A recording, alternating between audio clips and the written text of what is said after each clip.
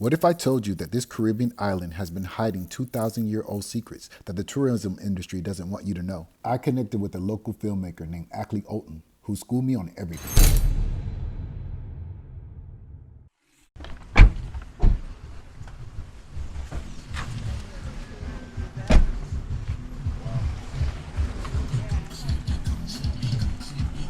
Yo, so check this out. We're here in St. Vincent. One of my followers here is one of the many people who connected me with Akley here in St. Vincent. So I knew I was coming here for a wedding, and I was like, man, I really want to connect with some people on the ground and be able to figure out, like, how can I learn about the history of this place and really understand, like, you know, the culture and the people. And so a lot of my friends connected me with Akley. A lot of my followers connected me with Akley, and here we are. Shantae is actually one of those people that recommended him. And so today we're going to learn all about St. Vincent. Come with us. Yep.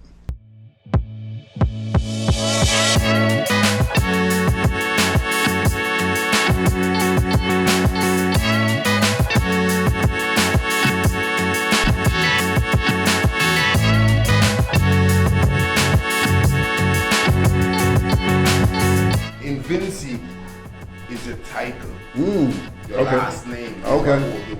Colonialism was, you know, centuries ago, but the replications of that are still echoing through, like especially the Black American mind.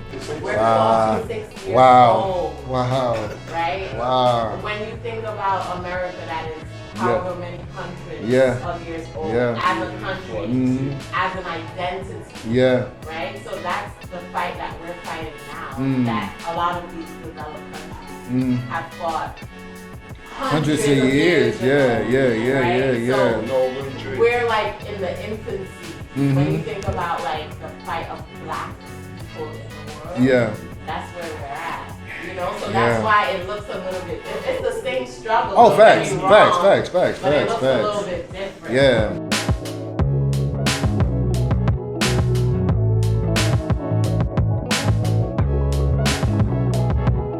This is the history of Leeward St. Vincent, where we're going tomorrow. Okay. The helicopters are U.S. helicopter. Back in the 90s, they used to come and light all the wheat fields. Wow. Because we have a volcano, which means the middle of the island don't have any settlement. It's pure forest. Oh, wow. So it was perfect space to go and plant the weed under the canopy. Until Uncle Sam found out.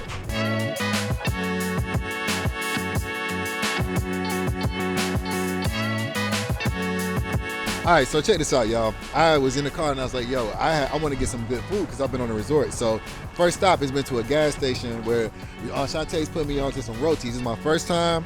Never. Oh, Javed. Okay, Javed's idea. Either way, he said these are bombs. So we're going to check these out. This is my first time. I'll let y'all know.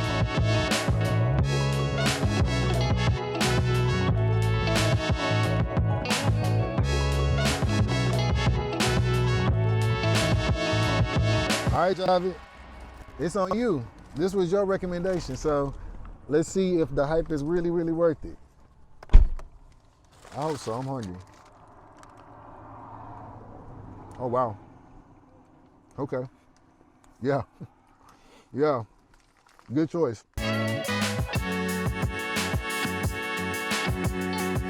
This some National Geographic shit, man.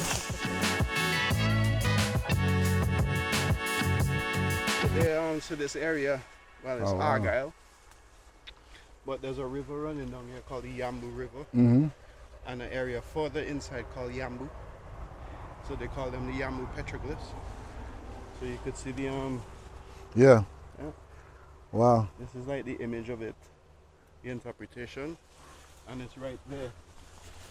But you see it's being withered. Yeah. Because they moved it and removed the trees. Yeah. So like growing up, how much did y'all learn about like the indigenous people of the island? We didn't really learn much. Like I know a lot because I'm interested. We learned the surface. Understood. In terms of like in school we learned the surface. We learn about Carib. Arawak. Black Carib. That's what we learned about in the books. But to learn the actual names that the people call themselves, you know, like I had to go to university. Understood. I had to become like a person interested in that Wow. and then read books. Wow. It wasn't like easily available. Yeah. and then to even learn the significance of what this island was. You know, like it wasn't made obvious. We did learn things about the indigenous people that were easy and obvious too. Yeah. We did learn some of those things. Yeah. But they weren't necessarily good things. Understood. You know? Yeah. We learned how to like criticize them. Yeah. We learned the adjectives that they were called for about 2 centuries. Right. The discrimination. Yeah. The things that the colonials thought about them. Yeah. We learned that. And we regurgitate that up to this day. Yeah. And even within 2021, when the eruption happened, what the guy didn't explain is that in the red zone is where the remnants of the indigenous people live. Oh, got right? it. Around the volcano. Yeah. Which when you get there, you'll see, and it makes sense.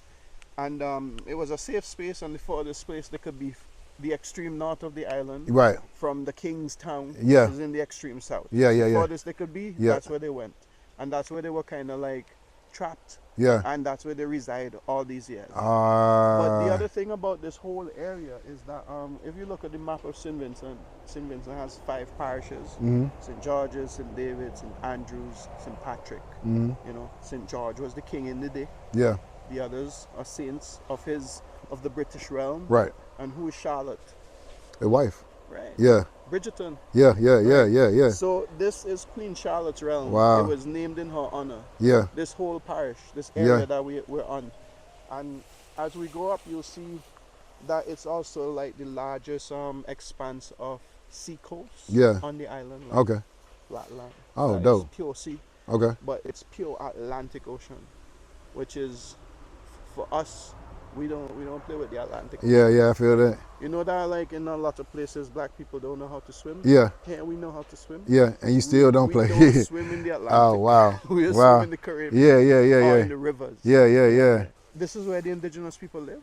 And this is the story of St. Vincent. Understood. Like jealousy. Yeah. Of people came to the island. The indigenous people at a point in time allowed coexistence. Okay. But as the story progressed, the colonials became more greedy, and they decided that they wanted these lands. Yeah. And these are the lands that they took, and these are the lands that the Garifuna fought for and were exiled from. Wow. This entire parish. Wow. We're going to navigate today. Wow.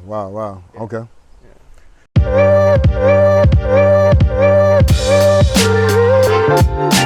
Yo, so we are here going up the mountain in St. Vincent, and Akley's really been giving me the story of the indigenous people and, you know, how colonialism has really, you know, impacted the, you know, most recent history of the island, but as well as, you know, the island moving forward. It's so interesting to learn just how colonialism has, you know, impacted the way people see themselves, and how, you know, even in a country here where, you know, most of the people here are from the island and of the island, just even how the remnants of colonialism still impacts their ability to navigate the systems here. So quite interesting. Much more to come. So right now we're at the entrance of the trail to La Soufrière. So La Soufrière is, well, I guess the recently most active volcano in the Eastern Caribbean.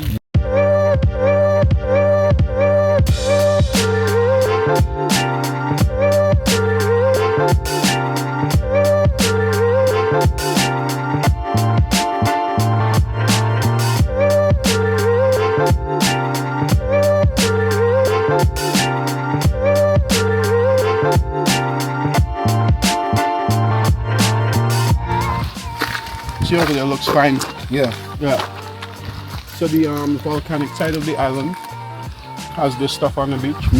And the white sand is really coral reef. Okay. So you'll find that the white sand is more so in the south. Yeah. Like close to Levue. Yeah. Right. Okay. But as you go up north, closer to the volcano, it becomes darker. Okay.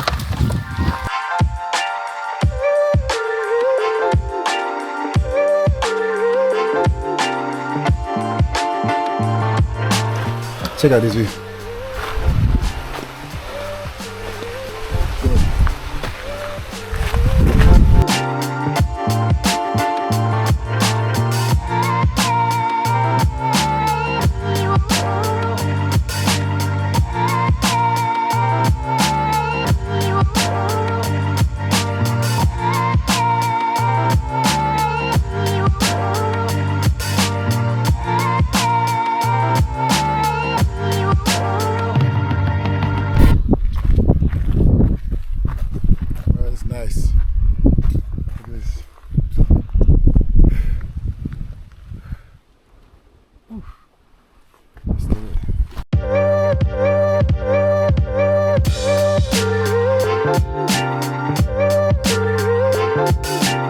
So what's interesting about this trail, well, I mean, it's kind of choose your own adventure.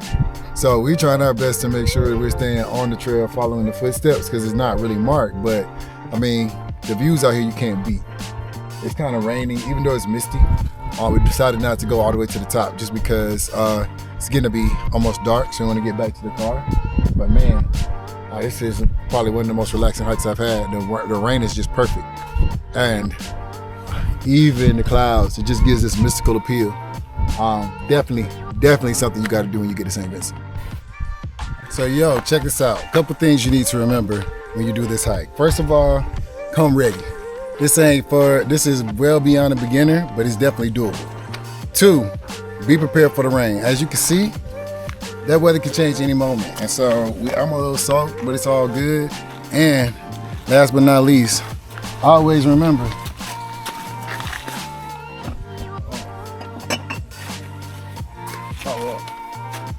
this is how you finish a hike, right here. Let's go.